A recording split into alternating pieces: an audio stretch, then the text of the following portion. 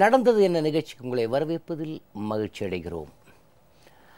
தமிழகம் இப்போது 2 விதங்களில் மகிழ்ச்சியாக இருக்கிறது. ஒன்று, அனைத்து இந்திய அண்ணா திராவிட முன்னேற்றக் கழகத்தின் பொதுச் செயலாளர் புடம்போட்ட தங்கமாக வெளியே வந்து ஆட்சி பொறுப்பை எடுக்கிறார் என்பதில் மக்கள் மகிழ்ச்சியாக இருக்கிறார். இது உள்ளார்ந்த ஒரு அறிவார்ந்த மகிழ்ச்சி.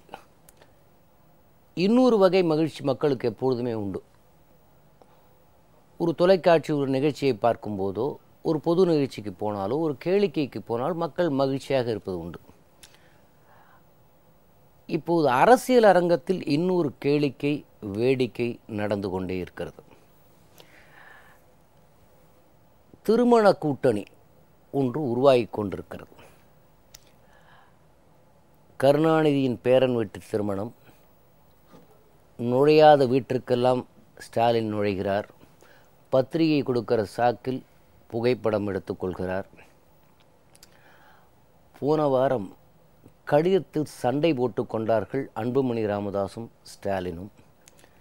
இந்த அன்புமணி ராமதாஸுக்கெல்லாம் பதில் சொல்ல வேண்டிய அந்த தகுதி கூட அன்புமணி ராமதாஸுக்கு இல்லை என்று ஒரு பூர்ஷ்வாத்தனமாக ஒரு மிட்டா மிராசுதார் தோரணையில் ஸ்டாலின் தரப்பிலிருந்து சொல்லப்பட்டது.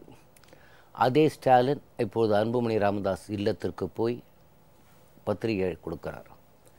சுப்பிரமணிய சாமி வீட்டிற்கு போய் ஸ்டாலின் பத்திரிகை கொடுத்து 2001 சட்டமன்ற தேர்தலில் தான் அனாதையாக விடப்பட்டு சிறு கட்சிகளால் தேர்தல் களத்தை சந்திக்க வேண்டிய துர்பாக்கிய நிலை மீண்டும் வந்துவிடக்கூடாது என்கிற எண்ணத்தில் இப்பொழுது காய் நகர்த்தி ஏதோ தமிழகத்தில் இருக்கும் அனைத்து கட்சிகளுமே அதிமுகவுக்கு எதிராக இருப்பதை போன்ற ஒரு மாய தோற்றத்தை ஏற்படுத்தி கனவுகளிலும் கற்பனைகளிலும் வாழ்கிறார்கள். இந்த கற்பனைகள் பலிக்குமா, நிலைக்குமா? இந்த கேலி கூத்துக்கள் எதை காட்டுகிறது? இது குறித்து பேசுவதற்குத்தான் காங்கிரஸ் கட்சியின் முன்னாள் சட்டமன்ற உறுப்பினரும் சேவாதள தலைவருமான செல்வராஜ் அவர்கள். வணக்கம். தமிழ் மாநில முஸ்லீம் லீகின் தலைவர் ஷேக் தாவூத் அவர்கள். வணக்கம். அனைத்து இந்திய அண்ணா திராவிட முன்னேற்றக் கழகத்தின் CR சரஸ்வதி அவர்கள். வணக்கம் சார். நான் உங்கள்கிட்ட தான் வரப்போகிறேன். இப்போது அகில இந்திய காங்கிரஸின் பார்வை தமிழகத்தை குறித்து வேறு மாதிரி இருக்குது. EVKS இளங்கோவன் பார்வை வேறு மாதிரி இருக்குது. இப்போ உண்மையிலேயே சத்தியமூர்த்தி பவன்றது அகில இந்திய காங்கிரஸ் கமிட்டியின் கீழாக வருகிறதா, இல்லது கோபாலபுரத்தின் கிளைக்கழகமாகிவிட்டதா? ஒன்று. இவர் ஒரு பெரிய ஊழல் பட்டியலை கொண்டு போய் கவர்னரிடம் கொடுத்தார் EVKS இளங்கோவன். அதில் ஒரு நம்பத்தகுந்த எல்லா வட்டாரத்திலையும் முன்னாள் நிதியமைச்சர் ப. சிதம்பரத்திடம் போய் கையெழுத்து கேட்டபோது, இந்த 25 ஊழல் பட்டியலின் ஆதாரங்களை கொடுங்கள், நான் கையெழுத்து போடுகிறேன் என்று சொல்லி அவருடைய கையெழுத்து இல்லாமல் தான் போய் கொடுக்கப்பட்டிருக்கிறது. உண்மையில் தமிழக காங்கிரஸின் நிலை என்ன? அது அகில இந்திய காங்கிரஸ் கமிட்டியின் கிளைக்கழகமாக இருக்கிறதா, கோபாலபுரத்தின் கிளைக்கழகமாகிவிட்டதா? ப. சிதம்பரத்துக்கும் இளங்கோனுக்கும் அன்பும் பாசமும் எப்படி இருக்கிறது? இதை பற்றி சொல்லுங்கள். காங்கிரஸ் கட்சியை பொறுத்தவரை அகில இந்திய தலைமை எடுக்கிற முடிவு தான் இறுதி முடிவு, தெளிவான முடிவாக இருக்கும். ஏனென்றால் அவர்களுக்கு தெரியும் இந்தியா முழுவதும் ஒவ்வொரு மாநிலத்திலும் எந்த கட்சிக்கு செல்வாக்கு இருக்கிறது, காங்கிரஸுக்கு என்ன செல்வாக்கு இருக்கிறது, யாரோடு கூட்டணி சேர்ந்தால் தேர்தல் வெற்றி பெற முடியும் என்றெல்லாம்.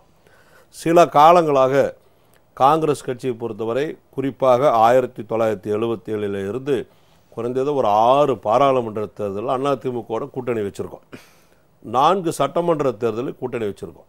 1975 திமுக ஆட்சி கலைக்கப்பட்டது. அந்த நேரத்தில் அன்னை இந்திரா காந்தி அவர்கள் முதல் முறையாக தமிழ்நாட்டுக்கு சென்னைக்கு மதுரைக்கு சுற்றுப்பயணம் வர்றாங்க. பல நெடுமாறன் அவர்கள் அழைத்து வருகிறார். அந்த நிகழ்ச்சிக்கு வரும்போது கருணாநிதி அவர்கள் அவருடைய கையாட்கள் குண்டர்கள் கொடிகட்டிய தடியை குண்டாந்தடியோடு செருப்பு வீசி கல் வீசி தடியால் அடித்து அன்னை இந்திரா காந்தியை கொச்சைப்படுத்தி கேவலப்படுத்தி பேசியதை உண்மையான காங்கிரஸ் தொண்டர்கள் யாரும் இன்னும் மறக்கவில்லை. டெல்லி தலைமையில் இருக்கின்ற பழைய தலைவர்கள் யாரும் மறந்துவிடவில்லை. அந்த நிலைமைக்கு பின்னால் 1980 இந்திரா காந்தி அவர்களோடு கூட்டணி சேர்வதற்காக கருணாநிதி குறுக்கு வழியிலே சென்று கூட்டணி சேர்ந்தார். அதை ஏற்றுக்கொள்ளவில்லை உண்மையான காங்கிரஸ் தலைவர்கள். அன்றைக்கே நெடுமாறன் அவர்கள் காங்கிரஸிலிருந்து கூட வெளியேறினார். அது ஒரு வரலாறு. அதன் பிறகு அதிமுகவுக்கும் காங்கிரஸுக்கும் தொடர்ந்து இருந்து வந்த நட்பை குறைக்கின்ற விதத்தில் ஒரு சில தலைவர்கள், இப்போது இருக்கிற மாநில தலைவர் உட்பட இவர்களெல்லாம் திமுகவோடு சேர்ந்து கொண்டு 2004 காங்கிரஸ் கூட்டணியை உடைத்தார்கள். அதன் பிறகு 10 ஆண்டுகளுக்கு பின்னால் இப்பொழுது இருக்கிற காங்கிரஸ் தொண்டர்களுடைய மனநிலை, சத்தியமூர்த்தி மோகனுக்கு வருகிற காங்கிரஸ் தொண்டர்களாகட்டும் அனைவரும் சிதம்பரம் உட்பட திமுக என்கின்ற இந்த கட்சி தான் 8 ஆண்டுகளாக டெல்லியிலே ஆட்சியில் அங்கம் வகித்து பதவியை அனுபவித்துவிட்டு ராஜா அவர்களும் தயாநிதி மாறன் அவர்களும் லஞ்ச வழக்கில் ஆட்சியில் இருக்கின்ற பொழுதே வழக்கு தொடுக்கப்பட்டு ராஜினாமா செய்து கைது செய்யப்பட்டு சிறையில் இருந்தார்கள். இவர்களுடைய தவறான 2G அணுகுமுறையும் தொலைபேசியை 400 இணைப்புகளுக்கு மேல் பெற்றார் என்கின்ற அந்த குற்றச்சாட்டுகளெல்லாம் வந்த பிறகுதான் இந்தியா முழுவதும் 1,75,000 கோடி என்று மக்கள் மத்தியில் பேசப்பட்டு காங்கிரஸ் இந்த அளவுக்கு தோல்வியடைந்ததுக்கு காரணம் திமுகவோடு கூட்டு சேர்ந்தது என்பதுதான் என்னை போன்ற காங்கிரஸ் தலைவர்களும் தொண்டர்களும் எல்லோருடைய கோரிக்கையும் கருத்துமாகும். அதை அன்னை சோனியா காந்தியும் ஏற்றுக்கொள்கிறார்கள், தலைவர் ராகுல் காந்தியும் ஏற்றுக்கொள்கிறார். ராகுல் காந்தியை பொறுத்தவரை திமுக என்கின்ற கட்சியோடு இனிமேல் ஒரு நாளும் சேர்வதற்கு தயாராக மாட்டார். அவர் அந்த அடிப்படையிலும் இல்லை என்பதுதான் உண்மை. அது காலப்போக்கில் வெளிவரும். இப்பொழுது செயல்படுகிற தலைவர் கருணாநிதியோடு கூட்டணி சேர்ந்து செயல்படும் என்று பகிரங்கமாக குற்றம் சாட்டுகிறேன். காங்கிரஸ் தொண்டர்களுடைய எண்ணம் முழுவதும் காங்கிரஸினுடைய தொண்டர்கள் அத்தனை பேரும் திமுகவோடு சேருவதை விரும்பவில்லை. திமுக செய்கிற தவறுகளை யாரும் ஏற்றுக்கொள்ள தயாராக இல்லை. அன்னை சோனியா காந்தி அவர்களை 8 ஆண்டுகள் ஆட்சியில் இருந்து பதவி அனுபவித்து விட்டு ஆட்சியில் இருந்து வெளியே வந்த நாளில் அறிவாலயத்தில் இருந்த திமுக ரவுடிகள் சோனியா காந்தி உருவப்படுத்த எரித்ததும் செருப்பு மாலை போட்டதும் அசிங்கப்படுத்தியதையும் இன்றைக்கு இருக்கின்ற தொண்டர்கள் யாரும் மறந்துவிடவில்லை. அதையெல்லாம் மறந்து அவரோடு உறவாடுகிறார்கள். அவர் உண்மையான காங்கிரஸ்காரர்களாக இருக்க முடியாது. ஆனால் நீங்கள் உங்களுடைய உறவுகள் எல்லாம் சொல்லுகிறீர்கள். இப்போது இளங்கோவன் அவர்கள் விடுகிற அறிக்கையை பார்த்தால் மேலிடத்திற்கும் அதற்கும் தொடர்பு உண்டா? அதாவது நீ இங்கே என்ன வேணாலும் பேசிக்கொள், தேர்தல் காலத்தில் நாங்கள் முடிவெடுத்துக் கொள்ளுகிறோம் என்ற அகில இந்த தலைமை இருக்கிறதா? என்னதான் நடக்குது இப்போ தமிழ்நாடு காங்கிரஸில்? காங்கிரஸ் கட்சியை பொறுத்தவரை தலைவர் ராகுல் காந்தி அவர்கள் சோனியா காந்தி தெளிவான முடிவோடு இருக்கிறார்கள். ஒவ்வொரு மாநில கட்சிகளிலும் அந்த மாநில தலைவர்கள் மத்தியில் இவர் இன்றைக்கு செயல்படுகிற விதம் ஒரு தனிப்பட்ட ஒரு மனிதன் 2 பேருக்கும் ஒரு தபாலாக இருக்கிறார். அந்த தபாலாக இருக்கிற ஒரு மனிதரால் அறிவாலயத்திலிருந்து கொடுக்கப்படுகிற அறிக்கைகளைத்தான் இவர் படிக்கிறார் என்று பத்திரிகையிலேயும் சொல்லியிருக்கிறேன். பகிரங்கமாக நீங்க இல்லை எனக்கு ஒரு சந்தேகம். நீங்க என்ன சொல்றீங்க? கோபாலபுரத்துலேருந்து ஒரு மின்னஞ்சல் போகுது, அந்த மின்னஞ்சல் காங்கிரஸில் இருக்க ஒரு வீட்டுக்கு போகிறது, அவர் எடுத்துக்கொண்டு போய் இளங்கோவனிடம் கொடுக்கிறார், இளங்கோவன் அதை காங்கிரஸ் லெட்டர் பேடில் கையெழுத்து போடுகிறார். யாருக்கு போகிறது மின்னஞ்சல்? யார் எடுத்து கொண்டு போய் அங்கே கொடுக்கிறார்கள்? எனக்கு அது கொஞ்சம் விளக்கமா சொல்லுங்க. ஒருவர் இருக்கிறார், அவரோடு நெருக்கமாக அது காங்கிரஸ் கருணாநிதி அவர்களுக்கே சில நேரங்கள் அறிக்கை எழுதி கொடுப்பார். அந்த மாதிரி அவர் எந்த கட்சியில் இருக்கார்? காங்கிரஸ் கட்சியில் தான் இருக்காரு. அவர் அவருக்கு நெருக்கமா இருக்காரு, தினசரி அவரோட தொடர்பு இருக்காரு. இந்த கூத்து அடிக்கிற இந்த கூத்துகளுக்கெல்லாம் காரணம் காங்கிரஸ் உடைய கொள்கை லட்சியத்துக்கு அப்பாற்பட்டு முழுக்க திமுகவோட உறவு வச்சிருக்கிறது காரணம் அந்த மனிதர் தான். அவர் அவரோட சேர்ந்ததுக்கு அப்புறம் தான் இன்னைக்கு இந்த மாதிரி தவறான அறிக்கைகள் அதிகமாக வந்துட்டு இருக்கு. நீங்கள் சொல்லுவதை பார்த்தால் காங்கிரஸ் பேரில் வருகிற அறிக்கைகள் காங்கிரஸ் ஆஃபீஸில் சத்தியமூர்த்தி பவனில் தயாராகாமல் கோபாலபுரத்தில் தயாராகுதுன்னு சொல்றீங்களா? அது ஒன்றும் சந்தேகமே இல்லை. அதை நானே சொல்லிட்டேன். அவங்க எழுதி கொடுக்குற அறிக்கையை இவங்க வெளியிட்டு இருக்காங்க. ஏன்னா அவர் அறிக்கை விட்டு விட்டு மக்கள் யாரும் அந்த அறிக்கையை ஏற்றுக்கிறதுல நம்புறதில்ல. அவர் அறிக்கை வந்தாலே எதையும் தவறாகவே மக்கள் யாரும் படிக்கிறதே இல்லை. உங்களுக்கு ஒரு ஆழ்ந்த அரசியல் அனுபவம் உண்டு. கோபாலபுரத்தோடையும் நட்பு இருந்து ஐயோ இது கூடா நட்பு என்று புரிந்து தெளிந்து நீங்கள் வெளியே வந்தவர். இந்த கல்யாண வீட்டுக்கெல்லாம் போய் இன்விடேஷன் கொடுக்கறது, ஃபோட்டோ எடுத்துக்கிறது, வெளில வந்தோன்னே ஒரு புது கூட்டணி மலரப்போகுதுன்னு சொல்கிறது, உடனே அடுத்த நாளே வைகோ வந்து அது அவருடைய சொந்த கருத்து. இந்த வேடிக்கை காட்சிகளை பற்றி கொஞ்சம் சொல்லுங்கள். அதாவது இதுக்கு முன்னால் சில விஷயங்களை நான் இங்கே நினைவு கூற ஆசைப்படுறேன். என்ன அப்படின்னு கேட்டிங்கன்னா, இந்த ஊழல் குற்றச்சாட்டுன்னு இப்போ நம்ம பெருசாக பேசுகிறோம். இப்போ கவர்னர் போய் பார்க்குறாரு, நான் சில பேர் சொல்லவெல்லாம் விரும்பலை. இப்போ ஒரு 4 பேரை கூட்டிக்கிட்டு போய் ஒரு லெட்டரை வச்சு ஒருத்தன் கொடுக்குறான், ஒருத்தன் தனியாக போய் லெட்டரை வச்சு கவர்னர் பார்த்து, ஏன்னா இப்போ இது ஜனநாயக நாடு, யார் வேண்டாலும் கவர்னரை பார்க்கலாம், யார் மேலே வேண்டாலும் எழுதி கொடுக்கலாம்னு எழுதி கொடுக்குறாங்க. இதை முதல்ல முறையாக செயல்படுத்தினது புரட்சித் தலைவர் எம்ஜிஆர் அவர்கள். கல்யாண சுந்தரமும் எம்ஜிஆர் தான் கருணாநிதி மேல. அப்ப யார் ஊழல்வாதி? முதல்ல தமிழ்நாட்டில் ஊழலுக்கு வித்திட்டவர் கருணாநிதி தான் அப்படிங்கிறத கூட இருந்த எல்லா செயல்களையும் பார்த்த மக்களுக்காக செயல்பட்ட புரட்சி தலைவர் எம்ஜிஆர் அவர்கள் கம்யூனிஸ்டினுடைய தலைவர் அவர் நம்ம கல்யாண சுந்தரத்தையும் அழைச்சிக்கிட்டு 2 பேருமா போய் ஒரு லிஸ்ட்டு போட்டு கொடுத்தாங்க.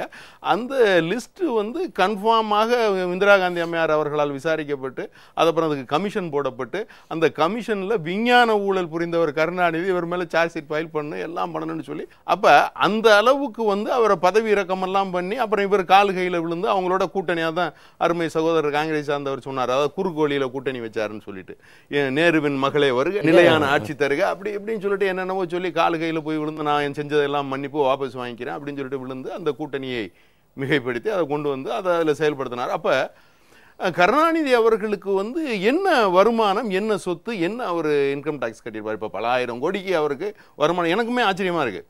இப்போ நம்ம இன்கம் டேக்ஸ் டிபார்ட்மெண்ட்லாம் இருக்குது, சின்ன சின்ன ஆளுங்க வெத்தலைப்பாக்கு கடை வச்சிருக்கவன், மளிகை கடை வச்சிருக்கவனையெல்லாம் எடுத்து கொண்டு போய் மல்ல கொடுக்குறாங்க. உட்கார வச்சு அவனை ஃபைன் அடிக்கவும் அவனை கொடுக்கவும், நீ கட்டாமல் போக முடியாது, அவன் சொத்தை சீஸ் பண்ணணும், இல்லைன்னு சொன்னாக்கும் ஃப்ரீஸ் பண்ணிடுவாங்க, அக்கௌண்ட்டெல்லாம் உடனே வந்து ஃப்ரீஸ் பண்ணி, அதாவது நடத்த முடியாது, நிப்பாட்டிடுவாங்க.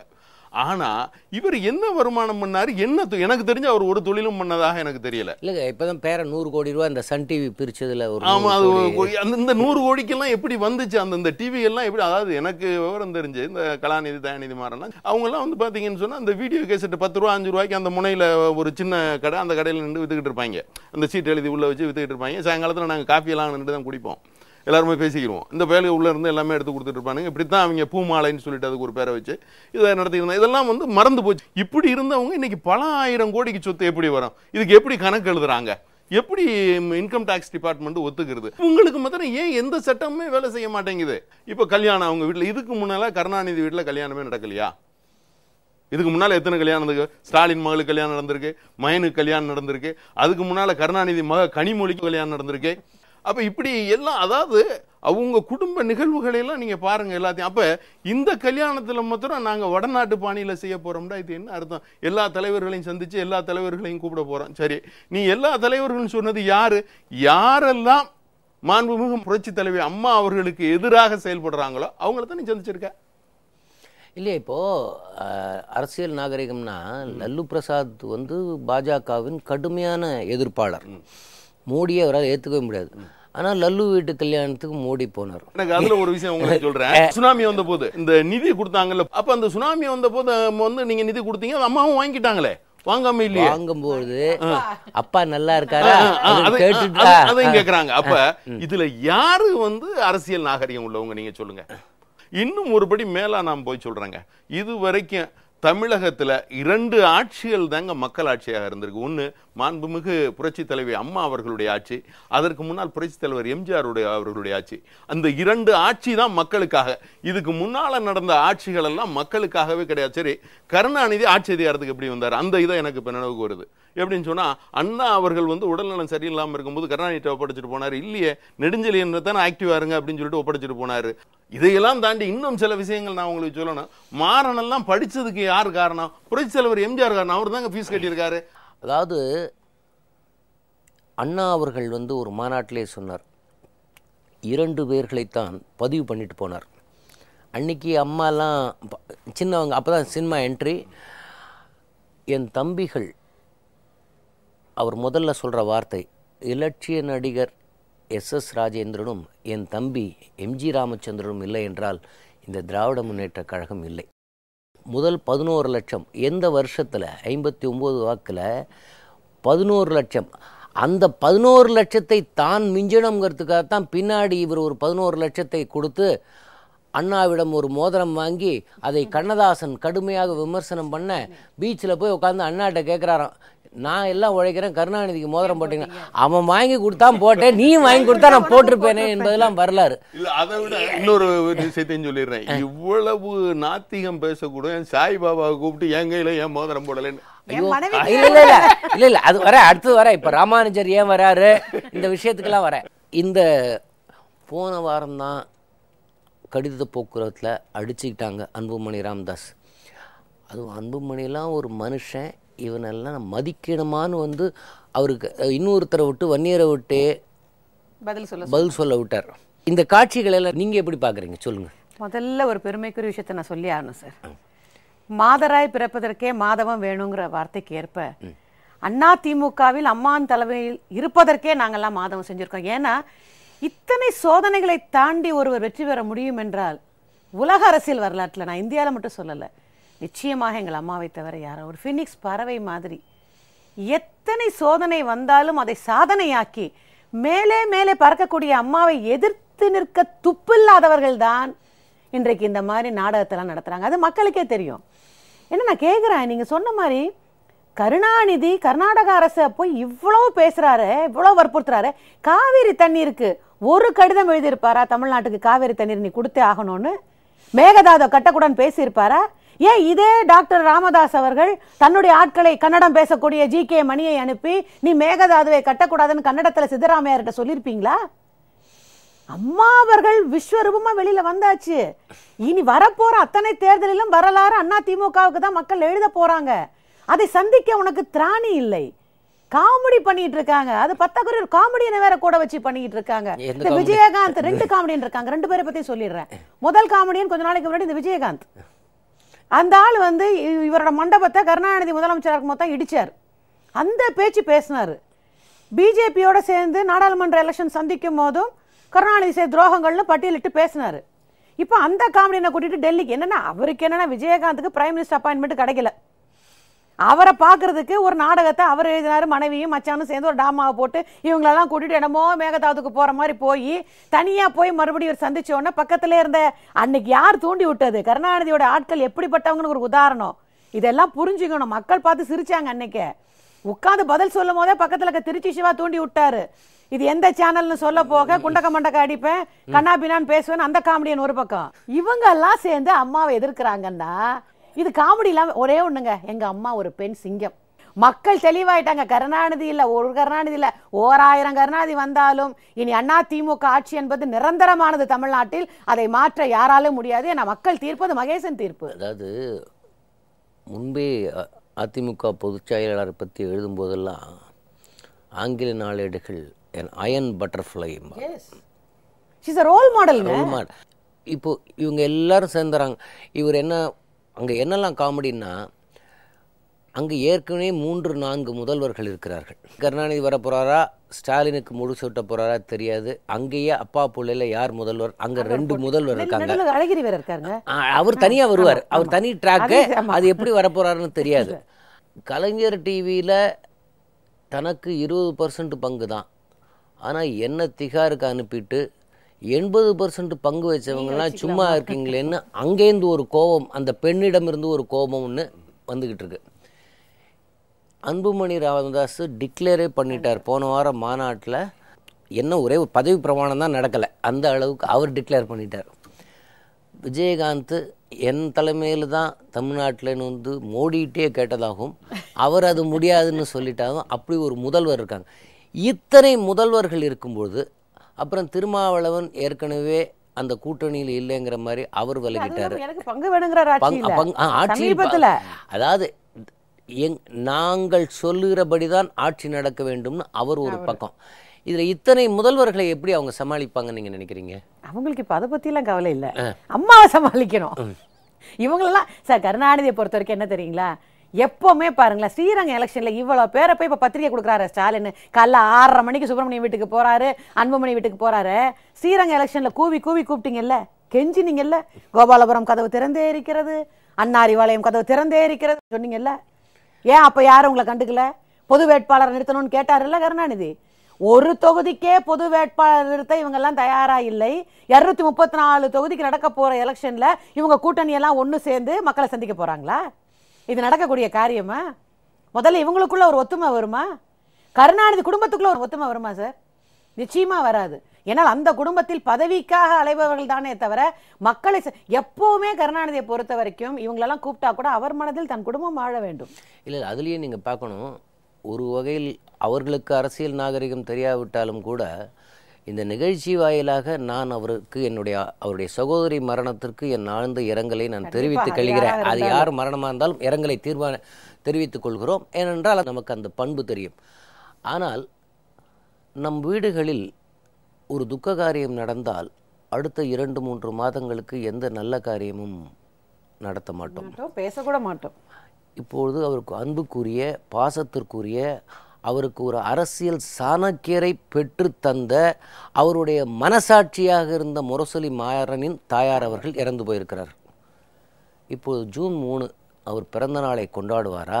அடுத்த ஒரு வாரத்தில் இந்த திருமணம் அதை கொண்டாடுவாரா? தள்ளி வைப்பாரா? இல்லை சகோதரி பற்றி எனக்கு கவலை இல்லை, எனக்கு இந்த திருமணம் என்கிற 2 விஷயங்களில் இப்போ ஒரு திருமணத்தின் சாக்கில் ஒரு கூட்டணி. இப்போது அந்த இறப்பினால் சில தலைவர்கள் வந்து அவரை பார்த்து ஆறுதல் சொல்வதால் மகிழ்ச்சியிலும் சந்தோஷத்திலும் கூட ஒரு கூட்டணி அமைத்து கொண்டு அதில் கூட குடும்ப பாசம் இருக்கிற மாதிரி தெரியலையே. நீங்க எப்படி பாக்குறீங்க இதை? சகோதரி இறந்து கிடக்கும் போதே ஒரு அறிக்கையை தயார் பண்றாரு அதிமுக எதிர்க்க இருக்கிற ஒரு மனிதனை நீங்க எதுல சேர்த்துக்கலாம்னு நினைக்கிறீங்க சுதாகன் சார்? தன் கூட பிறந்த ரத்தம் இறந்து கிடக்கும் போது அதை பற்றி கவலைப்படாமல் ஒரு கட்டுரை முரசொலிக்கு எழுதக்கூடிய ஒரு மனிதனை ஒரு மனிதனாகவே நம்மால் பதவி வெறி என்பது கேள்விப்பட்டிருக்கோம். இது அதற்கெல்லாம் தாண்டி இப்படியும் கூட ஒரு மனிதன் இந்த நாட்டில் வாழ முடியுமா? மரணத்தை விட எனக்கு என் பதவிதான் முக்கியம் என்று நினைக்கக்கூடிய கருணாநிதி அவர்களை பற்றி நாம் என்ன சொல்றதுன்னே தெரியல. இல்லையா, நாளைக்கு அதுக்கு ஒரு டைலாக் வச்சிருக்கோம். என் உடன் பிறந்த சகோதரி இறந்தாலும் தமிழா உன்னுடைய உயர்வுக்கு வாழ்வின் மேம்பாட்டிற்காக உன் அண்ணன் எப்படி உழைக்கிறேன். என் சொந்த சகோதரி, எனக்கு குடும்பம்லாம் கிடையாது, நாட்டு மக்கள் தான். ஒரே ஒரு விஷயம், அதிமுகவை ஆட்சி விட்டு அகற்றுவதற்காகவும் தமிழ் சமுதாயத்தை மேம்படுத்துவதற்காகவும் அந்த தமிழனுக்காக நான் உழைக்கிறேங்கிற அப்ப நம்ம எல்லாம் யாருக்கு அங்க இருக்கோம்? நாமளும் அந்த தமிழர்களா தான் இருக்கோம். இல்ல, இப்போ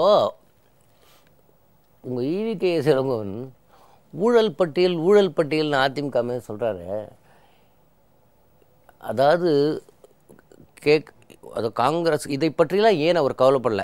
என்னாச்சு, 2006 மைனாரிட்டி திமுக அரசு என்று அதிமுக பொதுச் செயலாளர் சொல்லிக்கிட்டே இருப்பாங்க.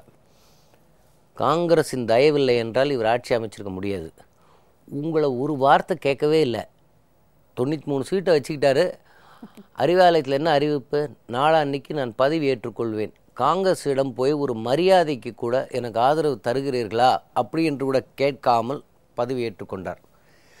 இந்த 9 ஆண்டுகளில் திமுகவை மந்திரி சபையில் சேர்த்ததில் காங்கிரஸுக்கு லாபமா, நஷ்டமா, பெருமையா, அவமானமா? காங்கிரஸ் கட்சிக்கு திமுகவோட சேர்ந்ததில் காங்கிரஸ் இதுவரைக்கும் சுதந்திரமானதுக்கப்புறம் இவ்வளவு ஒரு மோசமான ஒரு தோல்வியை சந்தித்தது போன பாராளுமன்ற தேர்தலில் தான். இந்த சந்திப்புக்கு இந்த மக்களுடைய வாக்குகள் இல்லாமல் இந்தியா முழுவதும் காங்கிரஸுக்கு தோல்வி கண்டது காரணம் திமுகவோட கூட்டு சேர்ந்தது தான். அது எல்லாருக்கும் தெரியும், எல்லா தொண்டர்களும் அதை உணர்கிறோம். இது ஒரு பக்கம்.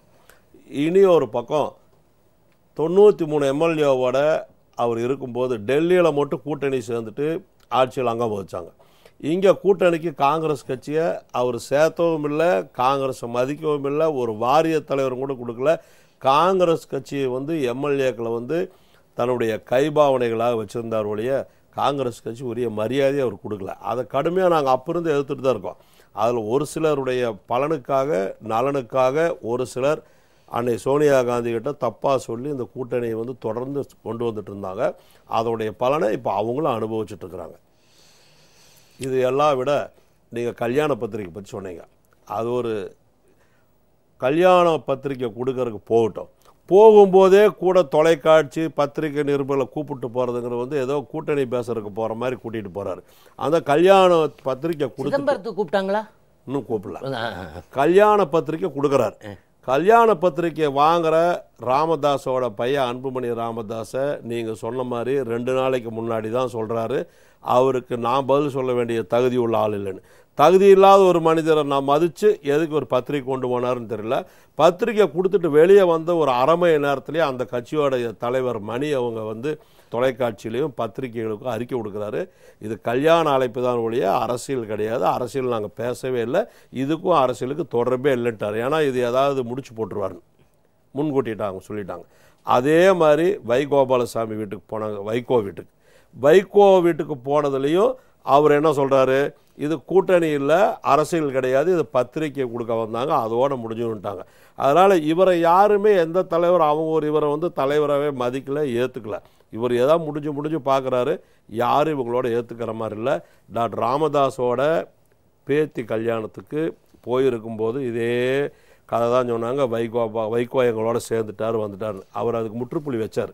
நான் அரசியல் 2001 தேர்தல் நீங்கள் பார்த்தால் மதிமுகவுக்கும் திமுகவுக்கும் தொகுதி இழுபறி எப்படியெல்லாம் நடந்தது. பாரதிய ஜனதாவுக்கு 22 இடங்கள் கொடுத்து, மதிமுகவுக்கு 21 இடம் கொடுத்து, பிறகு எனக்கு அவர்களை விட எனக்கு கம்மியான இடம் கொடுத்தால் எனக்கு தேவையில்லை என்று வைகோ விலகி, பிறகு பாஜக கூட எங்கள் இடத்தை வேண்டுமானாலும் விட்டு தருகிறோம்னு சொல்லி, அப்புறம் அந்த தேர்தலில் என்ன நடந்தது, பாஜக போட்டியிடுகிற தகுதிகளில் மதிமுக போட்டியிடாது என்று சொல்லி திமுகவிலிருந்து விலகி 211 இடங்களில் மதிமுக போட்டியிட்டது. கோபாலபுரத்தோடு தனக்கு உறவு வேண்டாம் என்று சொல்லி அவருடைய தாயகம் வாசலில் இருந்து அவர் கொடுத்த அறிக்கை என்னவென்றால், திராவிட முன்னேற்றக் கழகத்தோடு கூட்டணி வைக்க வேண்டும் என்று யாராவது சொன்னால் நாங்கள் தீக்குளிப்போம் என்று பல தொண்டர்கள் சொல்கிறார்கள், அந்த தொண்டர்களின் உணர்வுகளுக்கு மரியாதை கொடுத்து நாங்கள் தனித்து போட்டியிடுகிறோம்னு வைகோ சொன்னார் இல்லையா? இல்ல, அதாவது இதுல இந்த இடத்துல நான் ஒரு விஷயத்தை சொல்ல ஆசைப்படுறேன். வைகோவுடைய வீட்டுக்கு நம்மளோட கூட்டணியில் இருந்தனால நான் போக வேண்டிய ஒரு சந்தர்ப்பம் எனக்கு கிடைச்சது. அப்போ வீட்டுக்கு போயிருந்தா வாங்க மாமான்னு சொல்லிட்டு ரொம்ப இது பண்ணார். அப்போ நம்ம சமுதாயத்தை, அதாவது இஸ்லாமிய சமுதாயத்தை சேர்ந்த ஒருத்தன் ஜாகிர் ஹுசேன்னு, இவர் திமுகவிலிருந்து வெளியேற்றப்பட்டதுக்காக தீ குளிச்சார். நீங்கள் தீ குளிச்சதுன்றது அவருடைய ஃபோட்டோ அங்கே மாட்டியிருக்கு. அதை காட்டினார், ஒரு 5-6 பேர் ஃபோட்டோ எனக்காக தீ குளிச்சவங்க அப்படின்னு சொல்லிட்டு. இப்போ நான் என்ன நினைக்கிறேன் அப்படின்னா, அப்போ அந்த தீ குளிச்சவருடைய நிலைமையெல்லாம் என்ன, இப்போது அந்த குடும்பங்களுடைய நிலைகள்லாம் என்ன, இவர்களுக்காக தீக்குளித்தவர்களுடைய நிலை என்ன, அந்த தியாகிகளுடைய நிலை என்ன, அந்த குடும்பங்கள் இன்னைக்கு இவர் போய் அதே மாதிரி அடுத்து ஒரு சம்பவம் எனக்கு நினைவுக்கு வருது. கொஞ்ச நாளைக்கு முன்னால் நடந்தது. ஸ்டாலின் குரூப்ல இருந்து போய் அவர் வீட்டாண்ட அடிதடி எல்லாம் ஆகி அவன் ஓடும்போது அவனுடைய ஐடென்டி கார்டு எங்கே கிடந்து அந்த கேஸ் இன்னும் நிலுவையில் இருக்கு. இவர் கம்ப்ளைண்ட் கொடுத்து அந்த கேஸு இன்னும் நிலுவையில் இருக்கு. அப்போ இந்த காலகட்டங்களில் நாங்கள் 2 பேரும் ஒன்றா இருந்த ரொம்ப காலம். இப்போ வந்து எனக்கு பத்திரிக்கை வைக்க வந்திருக்காரு, நாங்கள் குடும்பமாக ஒரே குடும்பமாக வாழ்ந்தவர்கள் பேசினா எது உண்மை எது பொய், அது என்ன வாழ்க்கை? அதாவது உங்களுக்கு நான் கேட்குறேன், அதாவது இப்படிலாம் கேட்கக்கூடாது. பெரிய மனிதர்களாக, தமிழ் கலாச்சாரமாக, தமிழ் மக்களுக்கு மத்தியில் தமிழில் நீங்கள் பேசுகிறீர்கள், நீங்கள் தமிழர் என்று சொல்கிறீர்கள். அதற்காக இந்த கேள்வியை, என் மனதில் இருந்த கேள்வியை உங்களுக்கு முன்னால் நான் வைக்க ஆசைப்படுறேன். மானம், சூடு, வெக்கம், இது எதுவுமே இல்லையா உங்களால? இலங்கை தமிழர்கள் விவகாரத்தில் துரோகம் செய்தவர் கருணாநிதி என்பதை ஆணித்தரமா பேசினவர் தான் இந்த வைகோ. உண்ணாவிரத நாடகம் நடத்தினார்னு பேசினவர் ஸ்டாலின் பக்கத்துல ஒரு ஆதாரமே தினத்தந்தி நாளிதழில் 8 கால செய்தியில் பிரபாகரன் கொலை என்று வருகிற அந்த நாளிதழ் கீழே முதல் பக்கத்தில் திமுகவிற்கு மந்திரி சபையில் எத்தனை இடம் என்று சோனியாவுடன் பேசிய பிறகு முடிவு, மேலே பிரபாகரன் மரணம், இங்கே கருணாநிதியுடைய அறிக்கை. அது முதல் பக்கத்தில் இன்னுக்கும் ஒரு ஆவணமாக சரித்திர பதிவாகவே இருக்கிறது. சரி, அப்போ இந்த இடத்துல இன்னொன்று நான் தமிழர்களுக்காக பேசுகிறேன். மாண்புமிகு மக்கள் முதல்வர் புரட்சி தலைவி அம்மா அவர்கள் தமிழர்களுக்காக, அதாவது அவங்க பதவி ஏற்ற உடனே இந்த ஈழத் தமிழர்களுக்காக தீர்மானத்தை நிறைவேற்றாங்க. அது பதவி ஏற்கிறதுக்கு முன்னால எதிரில் இருக்கிறோம், எதிர்கட்சியாக இருக்கிறாங்க. அப்போ சிதம்பரம் ஸ்டேடியத்துக்கு பக்கத்தில் ஒரு நாள் உண்ணாவிரதம். எனக்கு என்ன அழைப்பு இருந்தது, உண்ணாவிரதம் ஷேக் வந்து கலந்துக்கங்கன்னு சொல்லிட்டு 9 மணிக்கு அம்மா வந்து கரெக்டாக உட்காந்துட்டாங்க. அப்போ 5 மணிக்கு கூப்பிட்டு முடிக்கிறதுக்கு முன்னால் என்னை போய் சொல்கிறாங்க, நீங்கள் பேசுங்க. அப்போ தான் சொன்னேன், இது மாதிரி ஒரு தலைவியையோ நான் இதுவரையும் என் வாழ்க்கையில் பார்த்ததில்லை. இதையும் தாண்டி இவங்க ஏன் தமிழ்நாட்டுக்கு வேணும் அப்படிங்கிறதுல ஒரே பிடிவாதமாக தமிழ் மக்களும் இருக்காங்க, நாங்களும் இருக்கிறோம். என்ன காரணம் அப்படின்னு சொன்னா, நல்ல ஆட்சி வேணும், நல்லவர்கள் வேணும், நல்லவர்கள் ஆழ்ந்தால் நாடு நலம் பெறும், சுபிச்சம் பெறும். கருணாநிதி மாதிரி கணக்கில் அடங்காத, அதாவது வாயால சொல்ல கூச்சமா இருக்கு.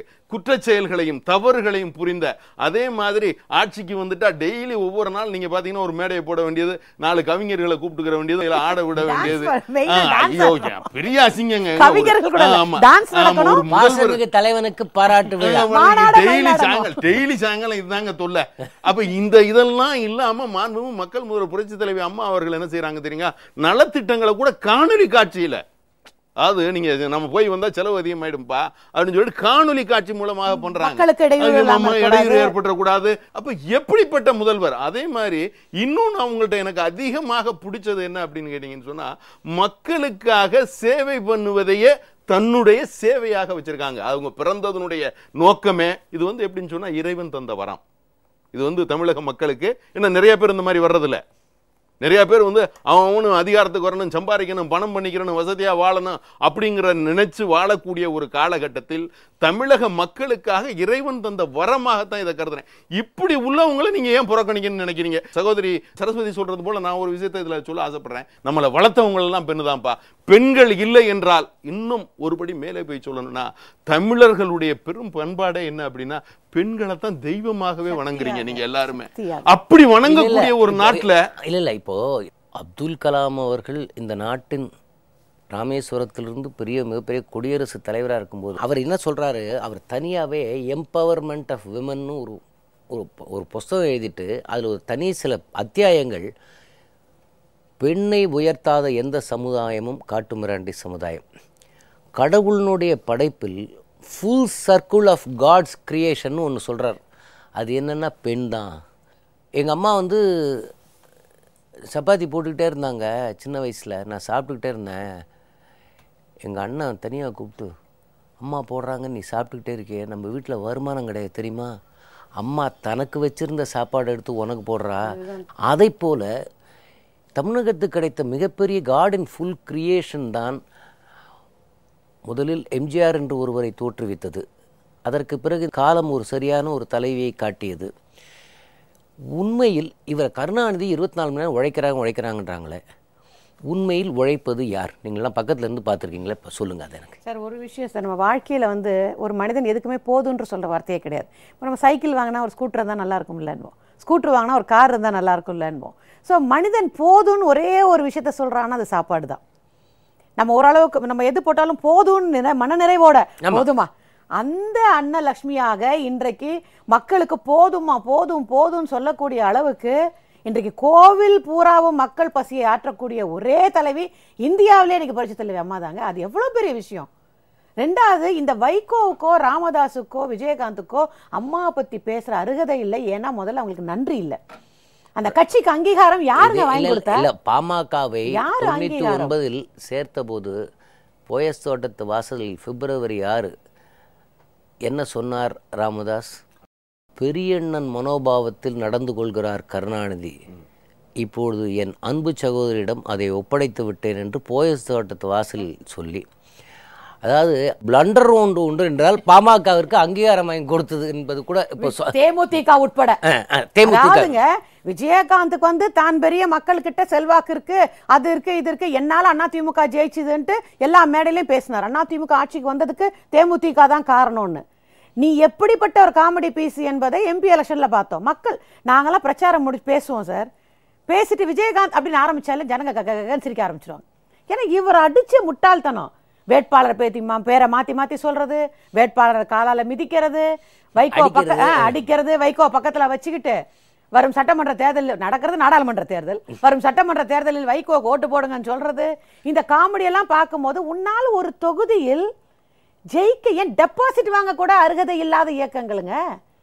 இன்னைக்கு ராமதாஸ் பேசுறாரு, இதே ராமதாஸ் என்ன சொன்னார்? என் குடும்பத்திலிருந்தே யாராவது அரசியலுக்கு வந்தால் செருப்ப கழட்டி அடிங்கன்னு கூட சொல்லிருக்காரு. இவரு சுயநல அரசியல்வாதிகள் இன்னைக்கு. இவர்கள் அத்தனை பேருமே தன்னோட சுயநலத்துக்காக வைகோ எல்லாம் நான் பேசவே அருகதையே கிடையாது. அதே மாதிரி சகோதரி சொன்னது மாதிரி வைகோவுடைய கேவலமான சூழலை பாருங்க. விஜயகாந்த் கூட்டி போய் அவருக்கு பிரச்சாரம் பண்ண வேண்டிய ஒரு சூழல். அது அவரு வாக்கு கேட்கறதுக்கு விஜயகாந்த் கூட ஏறி வாக்கு கேட்க வேண்டியது. அப்ப என்ன அவர் வளர்றாரு பக்கத்துல. இல்ல, இது இன்னொரு, அதாவது 2 விஷயம் இந்த அரசியல் கட்சிகளுக்கு ஒண்ணு தெரியணும். இப்போ ராமதாஸ் போயஸ் தோட்டத்து வாசலில் அவர் பெரிய அண்ணன் மாதிரி நடந்து கொள்கிறார், அன்பு சகோதரினார்.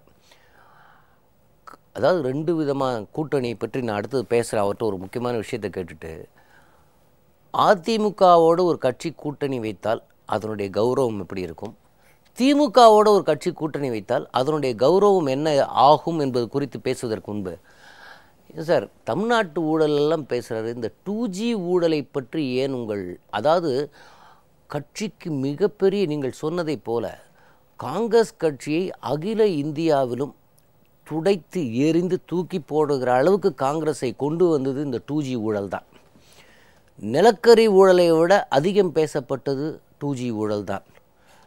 வேட்டியை கட்டிய தமிழன் டெல்லியில் நடக்கவே வெட்கப்படுகிற ஒரு சூழலை உருவாக்கியது 2G ஊழல் தான். ஆனால் உங்கள் தமிழ்நாடு காங்கிரஸ் தலைவர் இந்த 2G பற்றி பேசாமல் வேறு பேசி கொண்டிருக்கிறாரு. என்ன விஷயம் அது? அதை சொல்லுங்க எனக்கு. அதாவது அவருக்கு பொதுவாக ஒரு ஜனநாயக அடிப்படையில் காங்கிரஸ் கட்சி தலைவராக இருக்கிறவங்க பொதுவுடைமையோட மக்கள் மனசை புரிஞ்சுட்டு எப்படி நடந்துக்கணுங்கிற பக்குவம் ஒன்று இருக்கணும். ரெண்டாவது வந்து யார் தவறு செஞ்சாலும் சுட்டி காட்டுற பக்குவம் இருக்கணும். அதில் திமுகவில் வந்து 2Gயினுடைய விவகாரத்தினால தான் அது பெரிய போதகரமாக 1,75,000 1,80,000 கோடிங்கிற மாதிரி பேசி பேசி பேசி படிக்காத பாமர மக்கள் கிராமத்து வரைக்கும் அது பரவி எல்லா மக்களும் இந்த தப்பு பண்ணினதுக்கு உடந்தையாக இருந்துட்டாங்களோங்கிற ஒரு சந்தேகத்தில் தான் காங்கிரஸ் ஓட்டு போடல. அது வந்து என்னை உட்பட லட்சக்கணக்கான காங்கிரஸ் தொடர்கள் அது உணர்றோம். ஆனால் இவருக்கு வந்து முழுக்க முழுக்க நான் முதல்லையே பதிவு பண்ண மாதிரி திமுக தலைவர் கருணாநிதிக்கு அவர் என்ன சொல்கிறாரோ அதை செய்யறதுக்கு எப்போ ஒரு ஆட்பட்டாரோ அன்னையிலிருந்து திமுக செய்கிற தவறுகளை தயாநிதி மாறனுடைய பிரச்சனையும் வெளியே பேச மாட்டார், ராஜா பிரச்சனையும் பேச மாட்டார். இதே ராஜா முன்னாள் பிரதமர் டாக்டர் மன்மோகன் சிங்கை வந்து அவருக்கு தெரியும் நான் செஞ்ச தப்பெல்லாம் நான் வந்து கடிதம் வச்சு தான் மத்திய சபையில் பேசி தான் பண்ணேன்னு ஒரு பகிரங்கமாக பிரதமராக இருந்த டாக்டர் மன்மோகன் சிங் மீது குற்றச்சாட்டு சொன்னார். அதையெல்லாம் மறந்துட்டு இவர் வந்து இன்றைக்கி வந்து ஏதோ அதிமுக ஆட்சியில் இருக்கிற குற்றச்சாட்டு சொல்கிற மாதிரி சொல்கிறார். இப்போ அந்த குற்றச்சாட்டுகளுக்கு வந்து நாங்கள் காங்கிரஸில் இருக்கிற மெஜாரிட்டியாக இருக்கக்கூடிய எல்லாருமே மரியாதைக்குரிய சிதம்பரம் உட்பட நீ சொல்கிற குற்றச்சாட்டில் என்ன உண்மை இருக்குது, ஆதாரம் இருக்குது? ஒரு ஆதாரம் இல்லை, ஒரு குற்றச்சாட்டை வந்து சும்மா என்ன குற்றச்சாட்டுன்னு எங்களுக்கும் தெரியாமல் யாருக்கும் தெரியாமல் நீயே ரகசியமாக அங்கேருந்து எழுதி கொடுக்குற கவரை ஒருத்தர் கொண்டு தர்றாரு, கிழிச்சு அதில் கையெழுத்து போட்டு கொண்டே கொடுத்துட்டு வர்ற, கொடுக்குற வரைக்கும் என்னன்னு யாருக்கும் தெரியாது. இப்போவும் தினசரி வெளியிடுவேன் நீ என்ன வெளியிட்டாலும் என்ன செஞ்சாலும் அது ஆதாரம் இல்லாத குற்றச்சாட்டுகளை காங்கிரஸ் கட்சியுடைய கலாச்சாரத்தில் சொன்னதே கிடையாது. அதனால் அது மாதிரி சொல்ல வேண்டாம்னு தான் நாங்கள் சொல்கிறோம். அதனால் அது வந்து அவர் சொல்கிற குற்றச்சாட்டு 2 விதமாக இருக்குது. முன்பு வாழப்பாடி ராமமூர்த்தி அவர்கள் காங்கிரஸ் தலைவராக இருக்கும்போது தினமும் ஏதாவது ஒரு செய்தியை கிரியேட்டாவது பண்ணுவார், ஒரு பரபரப்பை உண்டு பண்ணுவார். அவர்கிட்ட ஆஃப் த ரெக்கார்டாக கேட்டப்போ, என்னங்க எங்களுக்கு வேறு பக்கம்லாம் போய் வேலை பார்க்க வேண்டாமா, சத்தியமூர்த்தி பவன்லேயே எங்களை முடக்கி போடுறீங்க, டெய்லி ப்ரெஸ் மீட்டுன்னா காங்கிரஸ் இருக்குன்னு நான் காட்ட வேண்டாமா, இப்படி நான் பேசுவதனால் தமிழ்நாட்டில் காங்கிரஸ் ஆக்டிவாக இருக்குன்னு அந்த மாதிரி ஏதாவது பண்ணுறாரா ஈவிகே சொல்லுங்க? இல்லை, அவர் காங்கிரஸ் இருக்குதுன்னு காங்கிரஸுக்காக அறிக்கை விட்டாலோ காங்கிரஸுக்காக செஞ்சால் அதை வந்து நாங்கள் பாராட்டுவோம். காங்கிரஸுக்காக அறிக்கை விடுறதில்ல, ஒரு தனிப்பட்ட ஒரு மனிதனை திருப்தி பண்ணுறதுக்காக அவருக்காக இவர் வந்து செய்கிற அறிக்கைகளும் கொடுக்குற குற்றச்சாட்டுகளை வந்து எங்களால் ஏற்றுக்க முடியல. சார் இப்போது ஜேபிசி தலைவர் சாக்கோ அவர் வந்து என்ன சொல்கிறாரு, பகிரங்கமாக குற்றஞ்சாட்டின உடனே சாக்கோவை ராஜா வந்து கடுமையாக விமர்சனம் பண்ணுறார். யார்? ராசா, திமுக ராசா. அதை கூட ஏன் கண்டிக்க மறுக்கிறார் இளங்கோவன்? அவர் அதை பற்றி கவலை இல்லை. அகில இந்திய காங்கிரஸ் தலைவரை திமுக என்ன வேணால் விமர்சனம் பண்ணாலும் பார்த்துக்கிட்டே இருப்பாரா? அவர் காங்கிரஸ் கட்சியில் இருக்கக்கூடிய தலைவர்களை விமர்சனம் செய்கிறது மட்டும் இல்லை, குறிப்பாக திமுக இருக்கிறவங்க சோனியா காந்தியை விமர்சனம் பண்ணியெல்லாம் பேசுனாங்க, அதுக்கும் பதில் சொல்கிறதில்ல. குறிப்பாக ஒரு தொலைக்காட்சியில் பேட்டி கொடுக்கும்போது நாங்கள் தலைவர் ராகுல் காந்தியை நம்பியே இல்லை, ராகுல் காந்தி இல்லாட்டி காங்கிரஸ் நடக்கும்னு அவரை பற்றியே தப்பாக பேச ஆரம்பிச்சிட்டார். அதனால் அவருக்கு வந்து என்ன பேசுகிறோன்னு அவருக்கே தெரியாமல் தவறு பண்ணிட்டு இருக்காரு. அது காலத்தில் இல்லை. இப்போது அவர் வந்த உடனே நீங்கள் காங்கிரஸ் கட்சியை தினமும் காங்கிரஸினுடைய பெயர் பேப்பரில் அடிபடுகிறது. இன்னொன்று, ஒரு செய்தி தொடர்பாளரை நீங்கள் காங்கிரஸினுடைய செய்தி தொடர்பாளராக குஷ்புவை நியமித்த பிறகு ஒரு பக்கம் இளங்கோவின் அறிக்கையினால் காங்கிரஸ் பேர் வெளியே வருகிறது, இன்னொன்று காங்கிரஸ் பாரம்பரியம் தெரிந்து காங்கிரஸுடைய சுதந்திர போராட்ட வரலாறெல்லாம் தெரிந்த ஒரு செய்தி தொடர்பாளர், ஒரு நட்சத்திர செய்தி தொடர்பாளர் உங்களுக்கு கிடைச்சிருக்காரு. அழகு தமிழில் பேசக்கூடிய இல்ல, அதுக்கெல்லாம் நீங்க பாராட்ட வேண்டாமா? ஆம புகுந்த வீடு உருப்படாது.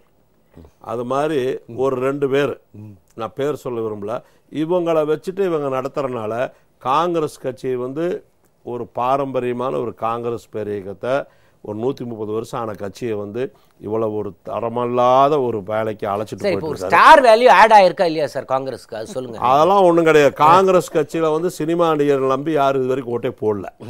எந்த சினிமா நடிகரும் காங்கிரஸ் கட்சியில வந்து காங்கிரஸ் கட்சியை வளர்த்தல. இப்போ ஒரு விஷயம், இவர்களெல்லாம் அம்மாவை பற்றி சொன்னார்கள், தந்தையை பற்றி சொன்னார்கள்.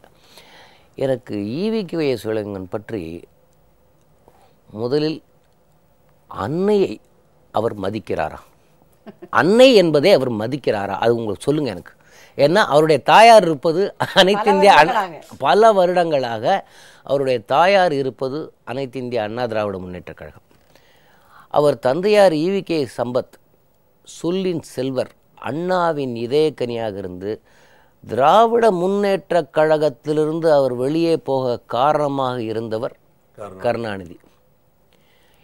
இதை கண்ணதாசன் அவருடைய வனவாசத்திலையும் பதிவு பண்ணியிருக்காரு. கருணாநிதியுடைய அத்துமீறல்கள் தாங்க முடியாமல் தான் கண்ணதாசனும் ஈவிகே சம்பத்தும் வெளியே போன வரலாறு உண்டு.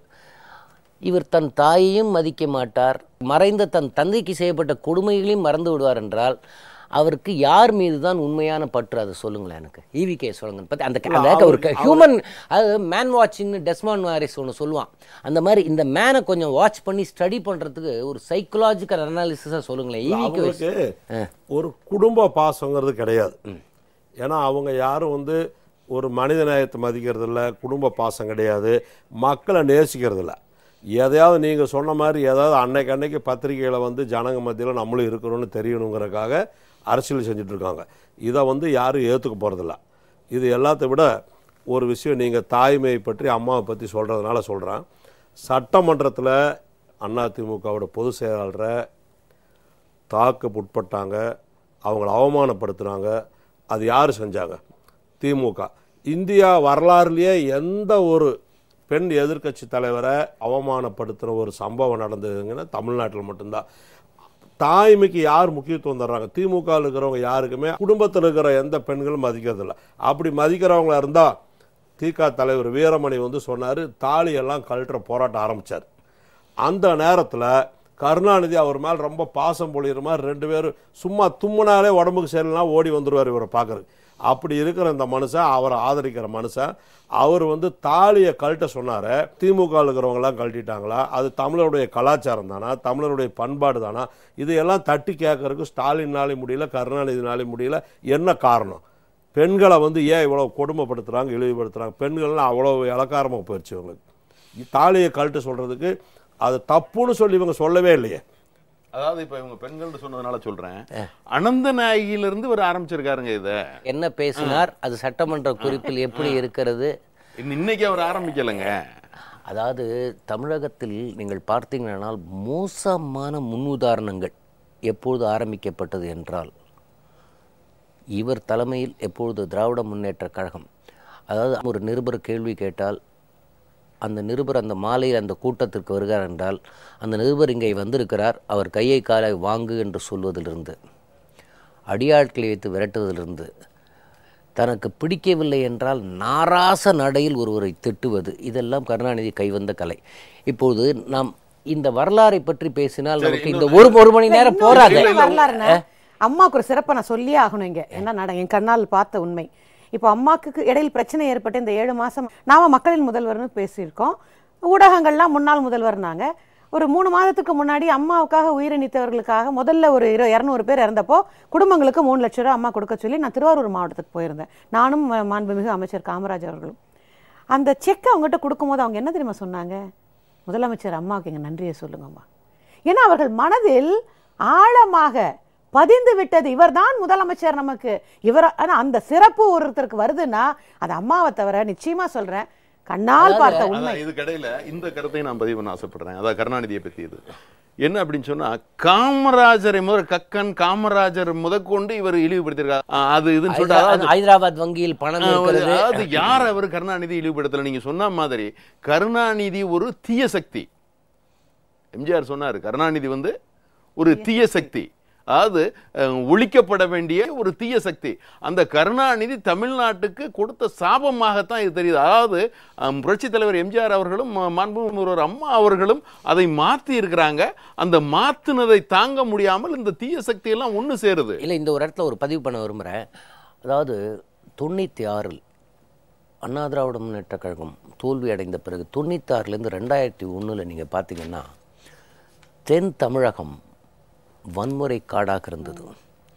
வேலைக்கு போகிற கணவன்மார்கள் திரும்பி எப்போ வராங்கன்னு தெரியாது, ஜாதி மோதல்கள் இருந்தது. இப்போ இன்னொன்று நீங்கள் பார்த்தீங்கன்னா இவர் மட்டும்தான் ஜாதி பேசுவார். அன்புமணி ராமதாஸ் அறிக்கையை கொடுத்தால் வேற யாரையோ விட்டு அழிக்க சொல்ல மாட்டார். ஒரு வன்னியனை விட்டே பண்ணி இந்த ஜாதி அரசியல். அனைத்திந்திய அண்ணா திராவிட முன்னேற்ற கழகம் சென்ற நாடாளுமன்ற தேர்தலில் 37 இடங்களை கைப்பற்றியது. சென்ற சட்டமன்றத்திலும் பெருவாரி வெற்றி பெற்றது. அதிமுகவை பொறுத்தவரையில் தமிழகத்தில் ஜாதி மத வேறுபாடுகளை கடந்து அதிமுகவிற்கு அவருடைய செயல் திட்டங்களினால் வாக்களிக்கக்கூடிய மனோபாவம் வந்திருக்கிறதா இல்லையா? இல்லை, கண்டிப்பாக. அதை கொஞ்சம் விரிவாக நான் உங்களுக்கு சொல்ல ஆசைப்படுறேன். என்ன அப்படின்னு கேட்டிங்கன்னா, இப்போ நாங்கள் எல்லாருமே கருணாநிதியோடையும் பார்த்துருக்குறோம், அவருடைய ஆட்சி காலங்களையும் பார்த்துருக்கோம். ஜாதிகளாக பிரிக்கப்பட்டு ஜாதிகளாக ஒவ்வொருத்தருக்கும் தொகுதி வழங்கப்பட்டு அதெல்லாம் இருந்த காலங்கள்லாம் உண்டு. இதை ஏன் நான் சொல்கிறேன்னா, அம்மா அவர்கள் சொன்னதுனால நான் இதை சொல்கிறேன். இப்படி எல்லாமே நடந்த காலங்கள்லாம் உண்டு. இது மாதிரி அதாவது அம்மா அவர்கள் ஆட்சிக்கு வந்ததுக்கப்புறம் நாங்கள் எல்லாருக்கும் அது மறந்து போச்சு. என்ன மறந்து போச்சு அப்படின்னு கேட்டிங்கன்னா, அம்மா என்னைக்குமே ஜாதியாக எங்களோட பேசுனதும் இல்லை, சொன்னதும் இல்லை, யாரையும் நிறுத்தினதும் இல்லை. இதற்கு எடுத்துக்காட்டாக ஒரு விஷயத்தை சொல்லணும். வாணியம்பாடி தொகுதியில் ஒருத்தரை நிப்பாட்டும் போது இவர் என்ன பண்ணுறாருன்னா ஜாதியாக நாகூர் அனிபாவை போடுறாரு. அப்போ எங்கள்கிட்ட எல்லாம் கேட்குறாங்க என்ன செய்யலாம் அப்படின்னு சொல்லிட்டு. அப்போ நாங்கள் முஸ்லீம், ஏன்னா காங்கிரஸில் இருந்தும் சரி, அப்போ அதாவது சுதந்திரம் வாங்கினதுலேருந்து யார் அதிகமாக நின்றுருக்காங்கன்னா முஸ்லீம் கேண்டிடேட்ஸ் தான் அதிகமாக நின்றுருக்காங்க. அதனால் முஸ்லீம் வேட்பாளர் போட்டால் தான் நல்லாயிருக்கும் அப்படிங்கிற எங்கள் கருத்துக்களை நாங்கள் எங்கள் லெட்டரில் கொடுக்குறோம். அம்மா என்ன சொல்கிறாங்க, அப்படி இல்லை, இது ஜனநாயக நாடு, மக்கள் நமக்கு வாக்களிக்கணும், நல்ல ஆட்சியாளர்களுக்கு வாக்களிக்கணும் அப்படின்னு சொல்லிட்டு வேற ஒரு சமுதாயத்தை சார்ந்தவங்களை போடுறாங்க. அவரை போட்டு அவர் வெற்றி பெறார், அதிக வாக்கு வித்தியாசத்தில் அவர் வெற்றி பெறார். அப்ப இந்த வாக்களிப்பு என்பது ஜாதியை தாண்டி அம்மாவை முன்னிறுத்திய வாக்களிப்பு. ஸ்டாலினின் இந்த அழைப்பிதழ் அரசியல் பலனை தருமா தராதா? நிச்சயமா தராதுங்க. அது ஒரு அதாவது நாடகம் நடத்தி கொண்டிருக்கிறார். ஒவ்வொரு வீடா போய் கெஞ்சி கொண்டிருக்கிறார். அவங்களுக்கு அம்மாவை எதிர்த்து நிற்கிற திராணி இல்லை. இனிமே திமுக வரலாறு தமிழ்நாட்டில் கிடையாது. நீங்க சொல்லுங்க சார். அதாவது என்னை பொறுத்தவரை என்ன அப்படின்னு கேட்டீங்கன்னா, இது ஒரு புதுமையான கலாச்சாரத்தை உருவாக்க நினைக்கிறதாக அவங்க சொல்றாங்க. மக்கள் மத்தியில் இது கேவலத்துக்குரியதாக இருக்கு. இவங்களுடைய எல்லா விளையாட்டுகளையும் மக்கள் அறிஞ்சிருக்கிறாங்க, புரிஞ்சிருக்கிறாங்க. அதனால இந்த கலாச்சாரம் என்று சொல்லி இவர்கள் கேவலப்படுத்துகின்ற இந்த நிலையை மக்கள் ஏற்றுக்கொள்ள மாட்டார்கள். இந்த கல்யாண பத்திரிகை கொடுக்கிற விஷயம் நீங்க சொன்ன மாதிரி கொடுத்துருந்தாங்கன்னா எல்லா தலைவரையும் கூப்பிட்டுக்கணும், சிதம்பரத்தையும் கூப்பிட்டுக்கணும், காங்கிரஸ் எல்லாரும் கூப்பிட்டுருந்தா இது காமனா எல்லாரும் கூப்பிட்டுறாங்க நினைக்கலாம். இது ஏதாவது எப்படியாவது நம்ம கூட சேர்த்திக்க முடியுமான்னு பார்க்குறாங்க. அவங்க இவர் வெளியே வந்த மறு நிமிஷமே நாங்கள் கூட்டணி பேசலாம், அரசியல் பேசலன்றாங்க. அதனால இந்த கல்யாண பத்திரிகை அழைக்கின்ற இந்த விதத்தில் பொறுத்தவரை அவருக்கு சரியான பதிலடி தான் கிடைக்கும் ஒழிய எந்த கட்சி தலைவரும் கூட சேர மாட்டாங்க. இல்லை, இப்போ இந்த விஷயத்தை இங்கே பதிவு செய்துட்டு தான் முடிக்கணும். கர்நாடக அரசு அம்மாவின் வழக்கில் மேல்முறையீடு செய்வது பற்றி அவர்கள் பேசவில்லை. அக்கா உடல் கடக்கும்போது கூட மேல்முறையீடுன்றாரு. என்ன நடக்கிறது பெங்களூருவில் முரசொலியில் எழுதுகிறார். இது கர்நாடகாவில் காங்கிரஸ் அரசு இருக்கிறது. அவர்கள் இதை எடுத்து போட்டுக்கொள்ள வேண்டிய நிர்பந்தத்தில் அவர்கள் இருக்கிறார்களா? காங்கிரஸ் கட்சியை பொறுத்தவரை அகில இந்திய காங்கிரசுடைய முன்னாள் மத்திய அமைச்சர் சென்னைக்கு வந்தவர்கள் கூட சந்தித்தோம். அவர் பகிரங்கமாக பத்திரிகைகளை சொல்லுகிறார், அரசியல் நிர்பந்தத்துக்காக கர்நாடக அரசு அடிபணியாது, வேலை செய்யாது என்று. கர்நாடக முதலமைச்சருக்கு தெரியும். இந்த வழக்கு வேற மாநிலத்தில் நடத்துங்கன்னு வழக்கு தொடுத்ததுனால இது கர்நாடகாவில் நடந்தது ஒழிய பெங்களூரில் கர்நாடக அரசு நடத்தின வழக்கு அல்ல. இந்த வழக்கு அவர்களுக்கு அவர்களாக போட்ட வழக்கம் அல்ல.